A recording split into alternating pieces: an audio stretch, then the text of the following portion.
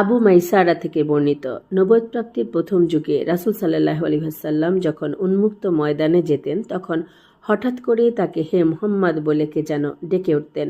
তখন ওয়ারাকা ইবনে নাওফেল, তাওরাতের বড় এক আলেম, রাসূল সাল্লাল্লাহু আলাইহি ওয়াসাল্লামকে বললেন, এমনটি আরেকবার শুনলে আপনি সেখানে নির্ভয়ে দাঁড়িয়ে থাকবেন। এরপর রাসূল সাল্লাল্লাহু আলাইহি ওয়াসাল্লাম আরেক দিন এভাবে এক উন্মুক্ত ময়দানে বের হলে তাকে হে মুহাম্মদ বলে ডেকে উঠলে তিনি জবাবে বলেন, লাব্বাইক।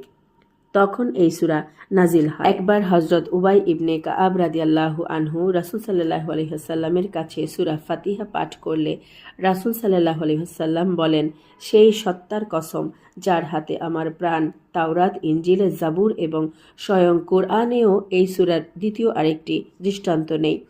হযরত আনাস রাদিয়াল্লাহু আনহু থেকে বর্ণিত, রাসূল সাল্লাল্লাহু আলাইহি ওয়াসাল্লাম বলেছেন, সমস্ত কোরআনের সর্বাধিক